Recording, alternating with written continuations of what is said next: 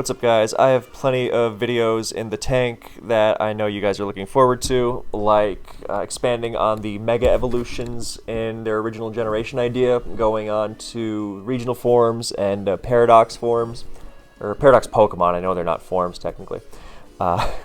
There's something very Terminator about Delibird from the future not showing up in Gen 9, but going all the way back to Gen 2, where Delibird itself originated to, change some things. So I'm looking forward to that. Then I've got a history of ghost types and Thunder Wave. Those are going to be fun. The T-Wave one especially. 75% of the time, at least. Yeah, nailed that one. I was going to say hey-oh, but then it got caught in my mouth. And yeah, so, and then I've got one I think is really interesting called, why is it called? It's not about what it's called, it's about what it's about, which is that, how competitive Pokemon can be good for you, like genuinely good for you.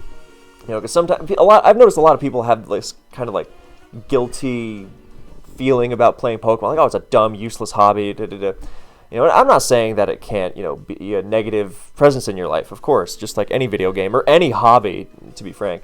But, competitive Pokemon also teaches you a lot. Like, sometimes I make jokes in the videos like, oh, well, the life lesson to be learned from Pokemon here, but it's not really fully a joke.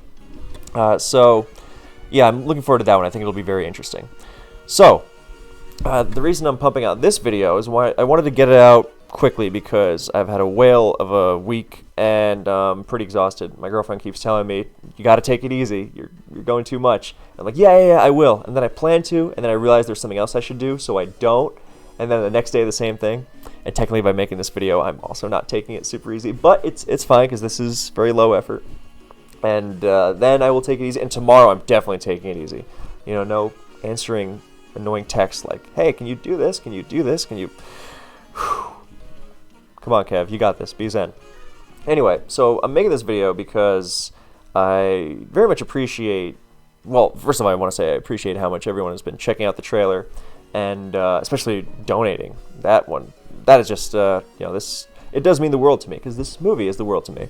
So, but yeah, I also appreciate the fact that a lot of you, watch/listen mainly to me, like in your cars, or, in your headphones on your commute, however you go, or, when you're going to sleep. I mean, that's a big deal to me, so I appreciate that. So I wanted to provide another one of those videos.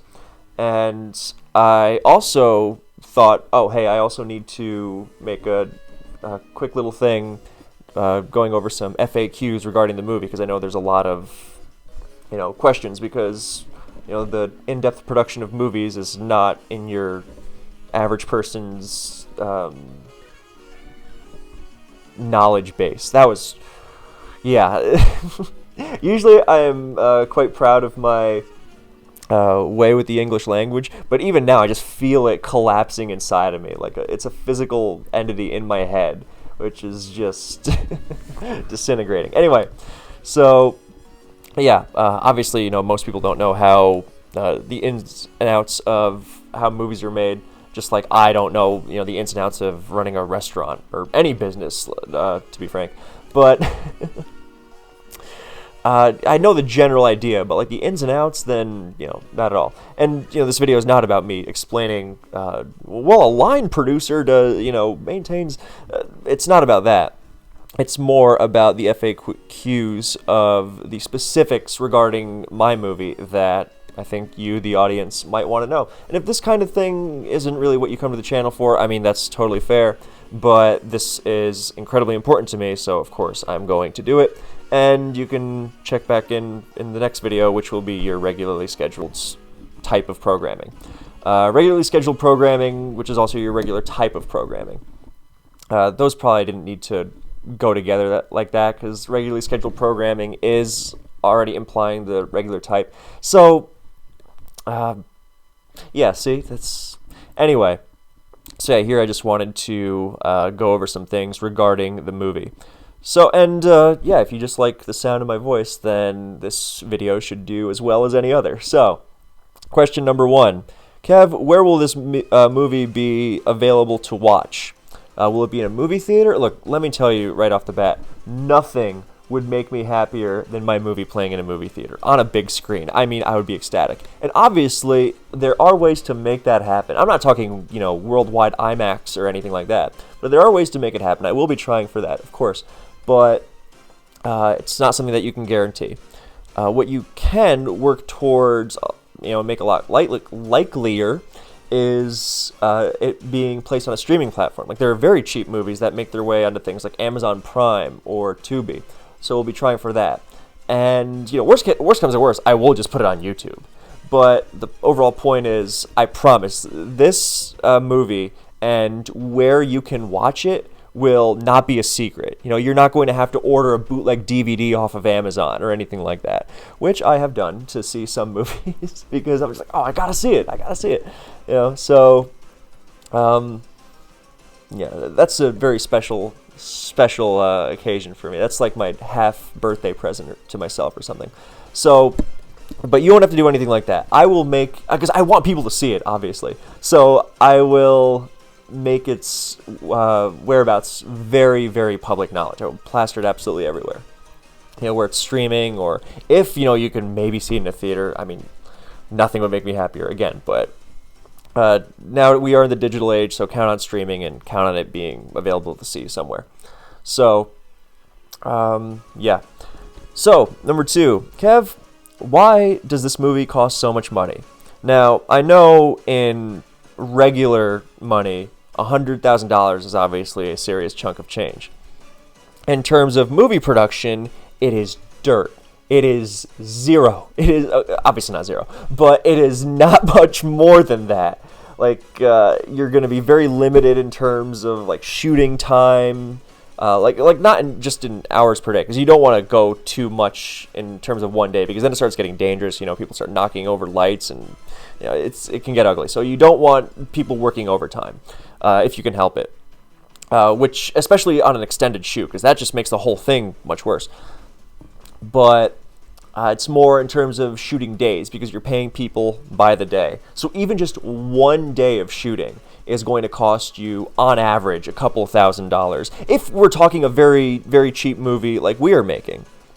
Like, I know not everything is the level of, big Hollywood Netflix movie with, $200 million budgets, where you've got, multi-million-dollar stars and, a million shots. Because, in short, the number of shots is really important, because setting up for just one shot takes quite a bit.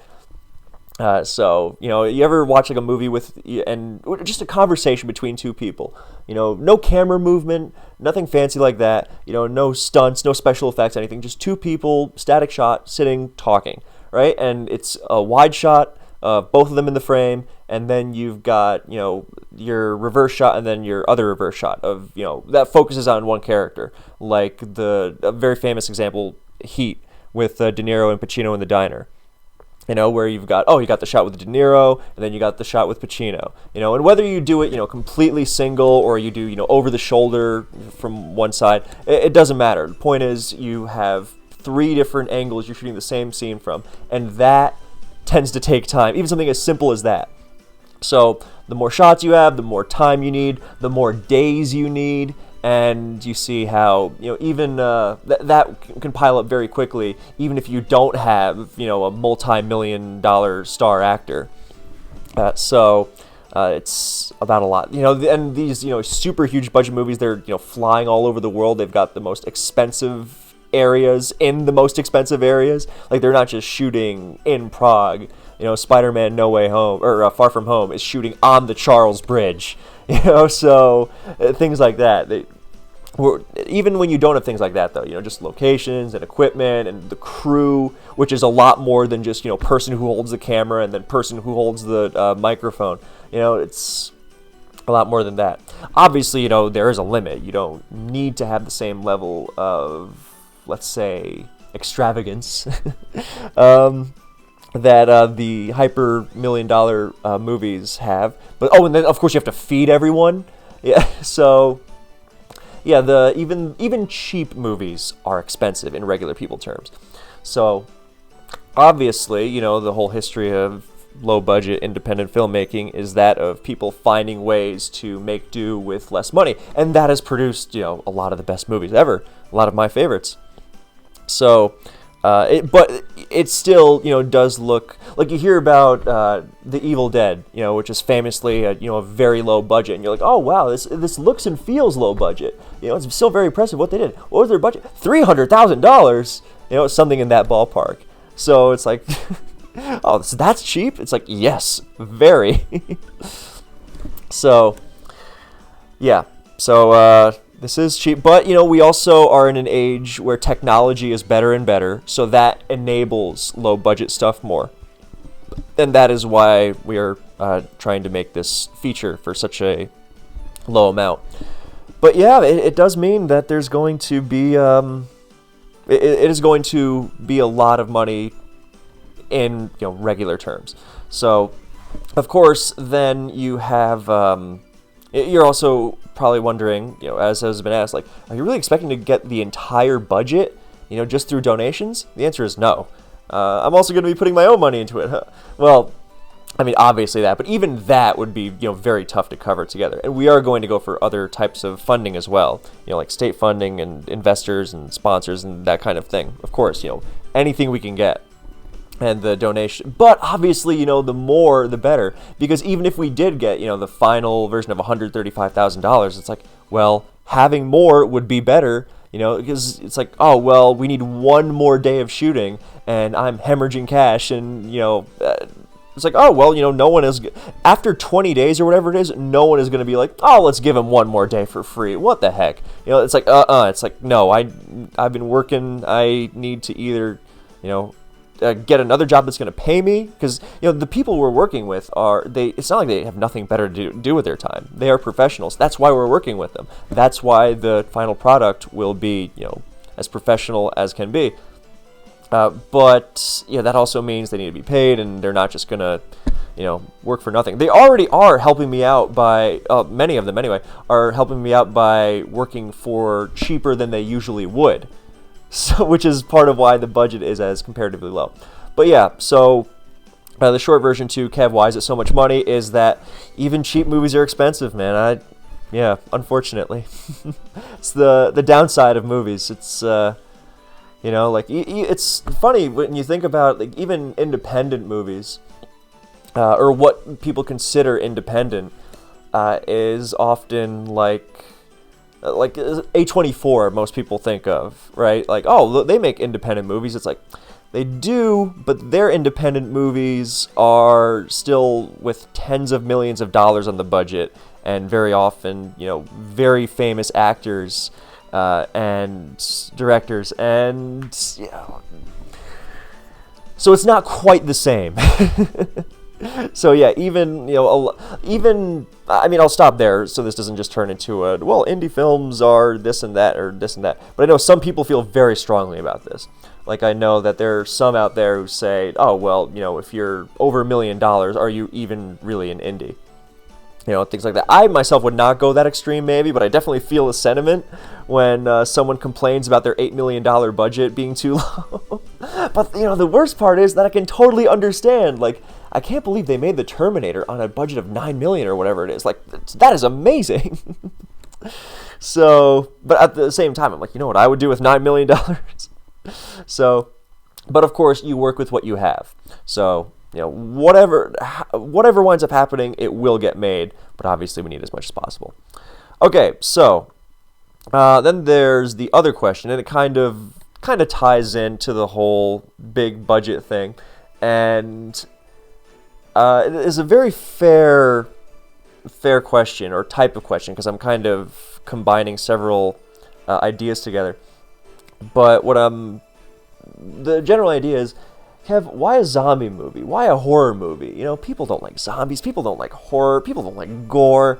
And first of all, there's lots of responses to that.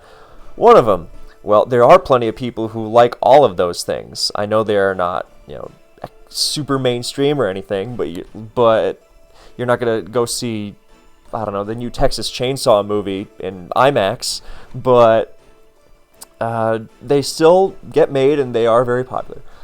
So there's that. Second of all, even forgetting that for a second, artistically, then just make what people want to see. Is, I mean, I know there's the whole debate between art and commerce, and it's a very difficult thing to navigate and all that stuff, but I would just say, I gotta make it, man. This is my movie. It's like, oh, well, how did you come up with the idea for your movie? Well, I thought about what people wanted to see. It's like, and if you want to go that route, then you know what most people are going to want to see in terms of movie, then it's going to be something super, super high budget, recognizable franchise fare.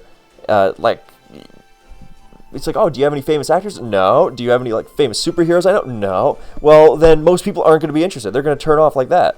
That's basically how it is. Or even like a Netflix movie, like that $200 million thing, The Gray Man. Like, that was a generic action movie, but it had Ryan Gosling, it had Ana de Armas, it had Chris Evans, it had the guy from Bridgerton, it had some other people who I don't remember right now because it was not a good movie. Right? So if you're just going by make what people want to see, then the answer is, well, don't make any movies at all because people want to see that. And even if you get past the whole making art based on anything but what you feel like you need to express artistically, even if you get past that, then it's like, oh, well, generally making art is not done for, what word am I looking for? I mean, there's a lot of words I'm looking for. But it's not done because you are trying to rake in the millions. It's not done because, oh, well, I'm going to make, $1 billion off my zombie movies. Like, no one's thinking like that. No one making a zombie movie should be thinking like that anyway. Or, most movies in general. At that point, you may as well just say, oh, just don't make movies. Which is like, okay, well, just tell the artist not to make art. Which, I mean, I know there are some people out there like that. Just like, I'll leave it to AI. Just go do your terrible day job and be satisfied with what AI delivers to you on Netflix and just absorb it. And so no, if you need artists need to make art that isn't just backed by hundreds of millions of dollars. So there's that. And then I'm not saying that's the end of their argument. The other argument is, well, barely anyone wants to see zombies, horror, gore. Okay, like I get that. For some people, these are like major extremes. And I won't even go into a whole rant about how bizarre I find it that, because I've had this conversation many times, where someone will really love something like American football or like MMA or like kickboxing or anything. I have no problem with those, by the way. But like stuff where like real violence is being dealt out, like American football where you can watch them give each other brain damage in real time. Stuff like that is completely normalized and fine.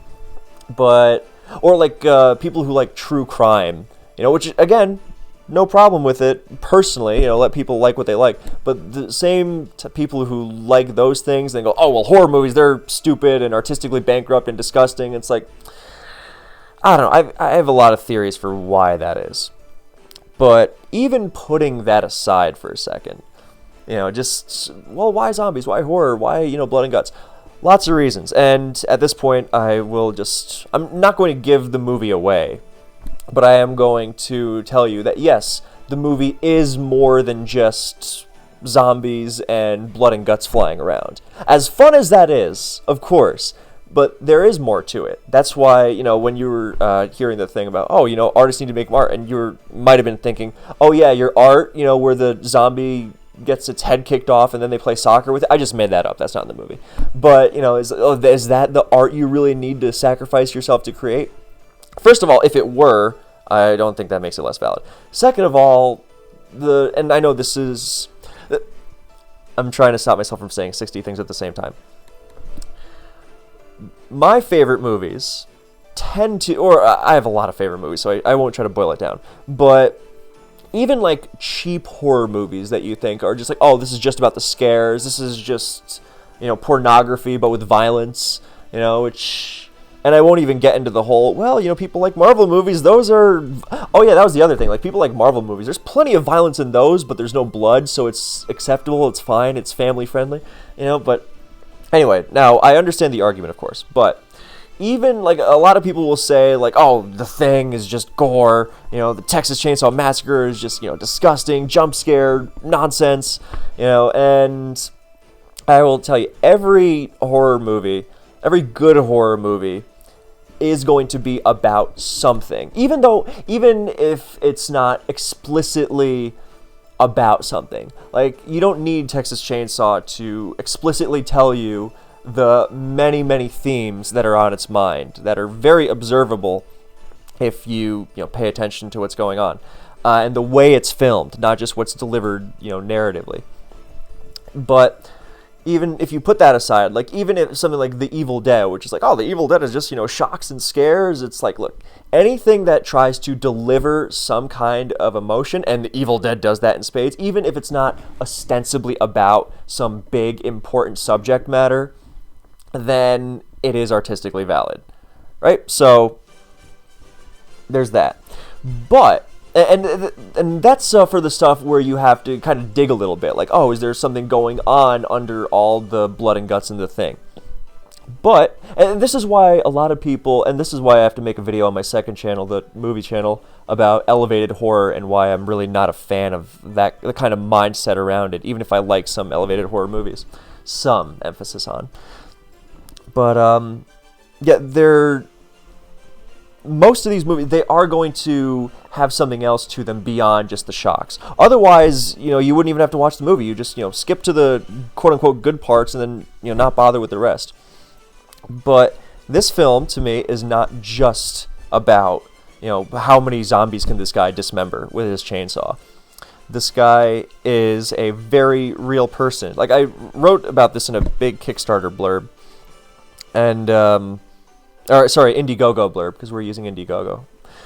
So, the reason why it is more than just zombies is that the zombies, and I don't mean to get on a pedestal about, like, well, the zombies aren't even the real horror in this film, because, no, Night of the Living Dead, the zombies are the horror.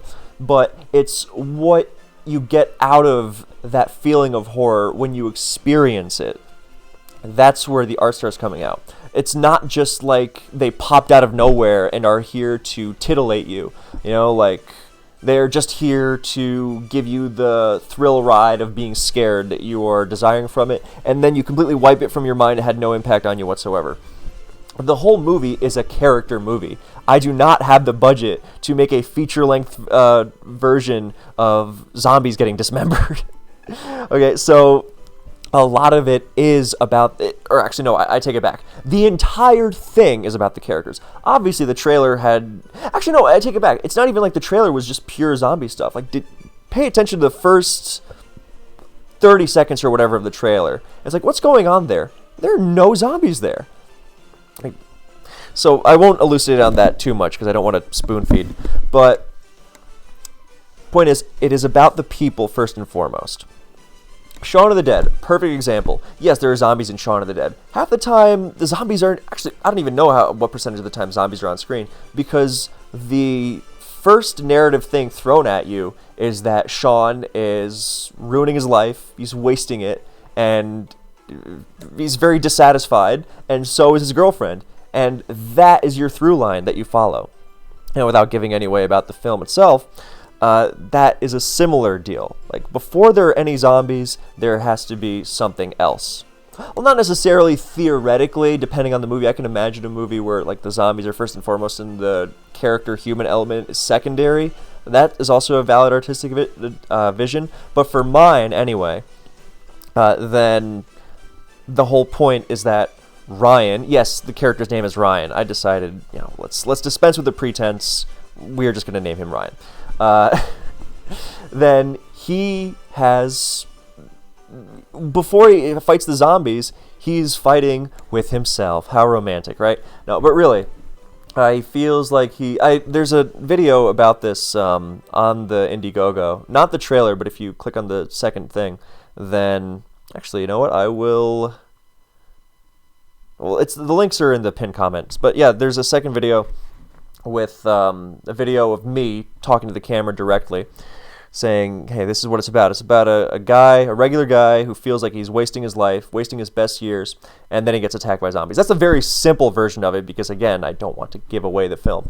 But for those who are worrying, hey, does this film lack the human element? Is this just going to be a gore effects show reel? No, because I can't afford it.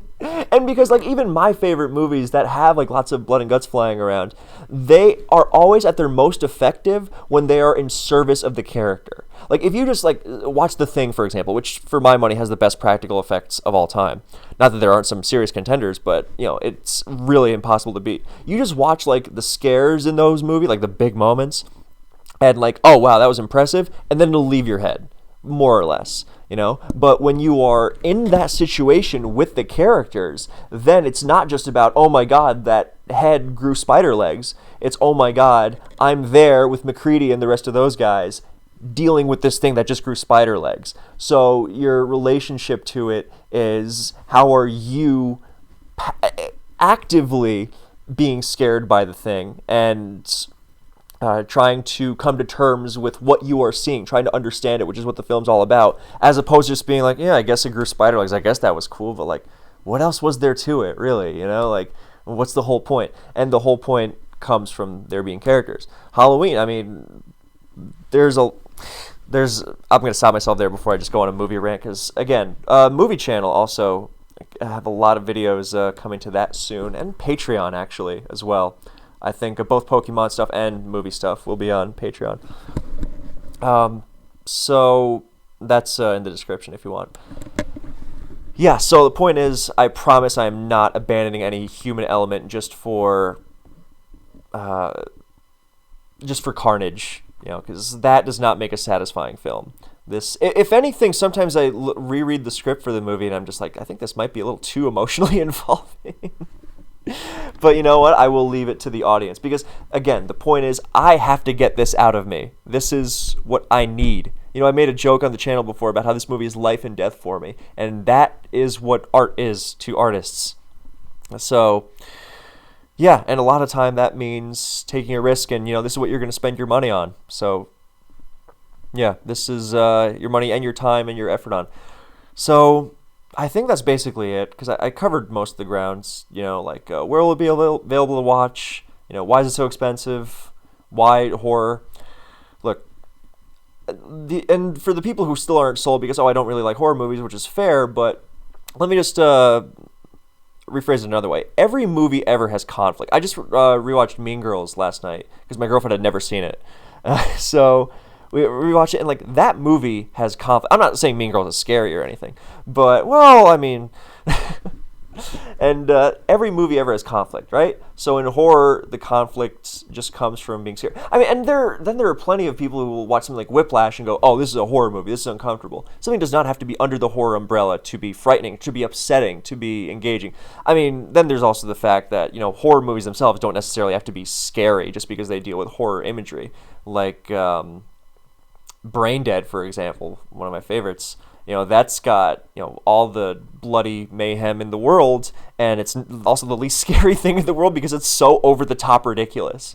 So, yeah, and it's a very goofy thing going on. And I think for the trailer, that was mostly it as well. You know, the goal, anyway, was, you know, he starts out being scared, and then this chainsaw revs up once she shows up, haha, very subtle, and then he, you know, starts laughing like a maniac, and he's saying groovy and all this other, you know, goofy stuff. So, yeah. But horror is as legitimate an approach to the conflicts in our lives as ever. I mean, even, like, anyone who's ever been, like, this is not to give too much more about the movie, but this is also very present in it. But, like, for me, for example, there is a very strong family drama element in the movie. Actually, it's, you know, pretty front and center. And to me, something like a father and a son having, like, a blowout screaming match, you know, maybe the dad's smacking the kid around for something. For me, that is a million times more upsetting than whatever you could throw at me under the horror umbrella. You know, you can throw all the serial killers and chainsaws and bloody dismemberments at me or whatever, but, and I recognize that there's a difference between the two. But for me personally, watching a father scream at and then smack his kid around, that is way more upsetting. If last year this movie called The Black Phone came out with Ethan Hawke, I thought it was pretty good. But there's a scene in it where like the dad just like beats the tar out of his daughter with a belt, and that was really affecting, way scarier than any of the horror moments. So I think, part of it is just like horror is, weird. Horror is too scary, it's too upsetting, so but I don't think that's the case. It's as valid an expression of any, and I promise I'm not saying this because I need to justify the choice to make a horror movie or anything, but because I'm going to do it either way. But for those who might be wondering, well, why horror? Well, because I used to be terrified of horror movies. I used to think many of the same things. And then it just took looking at it a different way, getting something else out of it, taking it on its own terms. Does this actually have value? I used to think slashers were the stupidest thing ever. And now, I'm not saying every slasher ever made is a masterpiece, but I'm saying, this has some depth to it. I think it was around the time I saw like the Sorority House Massacre and the Slumber Party Massacre, which are very similar in that regard, or something like Black Christmas, the original from Bob Clark. Stuff like that, then I started appreciating Texas Chainsaw more and Halloween more, stuff like that. So, even though it's got like jump scares or all these other things that are, considered cheap or anything like that, I'm starting to repeat myself, and this video is dragging on longer than I expected. So, that's basically it. If you have any questions, but just without giving too much away, rewatch the trailer, see how much of it focuses on the relationship between the guy and the girl, and what is shown with just the guy. It's because it's not just like you're thrown right into Ryan's wacky zombie adventure, and where he's just waving the chainsaw around, having fun. There is an arc to it. There is more than just one idea there. So. Yeah, it's about a guy who's afraid he's wasting his life. He's afraid to live his life at the same time. So that is already a very uncomfortable push and pull where he feels like, oh, God, I got to do something because I'm just letting it go by. Oh, God, I'm too afraid to do something, which is something I'm sure many will relate to. And, why is that the case then? It's like, half the time he's just thinking about the problems he's had with his family, and how that informs where he is now, and oh God, what's it going to take? And then the zombies show up, and they kind of like are his moment of truth. Like, okay, are you going to freeze and just give up and roll over and die? Or are you finally going to live your life? So that's the featured version of it anyway. The trailer version is obviously much shortened because it's a trailer. But yeah, that's the trailer is more to show, look what we can do, what we are capable of putting together and filming. And and then we've got the feature version with the drama, the human drama. And I wrote about this in the Indiegogo blurb. The human drama is the most important element of the film. And there are plenty of great movies like this which have genre elements, have excitements and thrills, but even like a huge budget movie like Terminator 2, the most expensive movie in the world at the time, that has a very important, family element, or not just family element, I should more say human element. Like, it's not just about, what if the two robots from the future fought each other? It's a lot more. Even something as silly as RoboCop, for example, or on the surface, it's very silly. It's very over the top. But it's like, okay, what more is there to this ostensibly silly film? Like, there obviously, it's got a lot of violence and a lot of, goofy one-liners and all those other things that you can enjoy for sure. But what really sticks with you is its, artistic, its political vision. And, please don't read that as me saying, I'm making a political statement here about the, whatever the hell. But, yeah, so, I would just say that, because I noticed one comment that was like, maybe make a more human-focused movies. I promise, this movie is nothing if not human-focused. Because that is the stuff that stays with you more. That is because, I'm putting in everything I love about movies into this one. And so that's why you have, family drama, relationship drama, and then on the other hand, you have zombies and martial arts fights. Oh yeah, someone was asking, do you play the main guy with the chainsaw? No, that is a very very good professional actor. And stuntman, actually, he's good at that, so he can operate that chainsaw was really, if you watch it close, that chainsaw is really whirring, and it's live sound and everything. It's not like in most movies, the chainsaw they take the blade off and then they add it in after. But no, that is live, and he was very adroit at wielding it and everything, at handling it, I guess I should say. And I do have a small role in it though. I'm the guy who rips a line of cocaine and then gets attacked by a zombie and then turns into a kung fu master and fights a girl. Yeah, my character's my initial character name was Cokehead Businessman Kung Fu Zombie, because the zombies are slow, and because again I say all this stuff is serious, but then of course obviously it is also a comedy. It is also very silly. These two can go together very well. Yeah. So originally he's just a guy. The zombies are slow, but this guy did a lot of cocaine right before he got bitten. So he's so coked out of his mind that when he becomes a zombie, he has way too much energy. So he is our fast zombie, and he does a bunch of martial arts and he fights the girl. So originally, he was just going to be like a joke, and then, as it developed more and more, it's like, oh no, he's a real character now. So believe it or not, Cokehead Businessman Kung Fu Zombie does have an actual purpose in the narrative beyond just being a joke. And that is the power of movies. Yeah, so thank you for watching / listening. I hope this was informative or enjoyable, all that stuff. And I will see you in the next one with your regularly scheduled programming.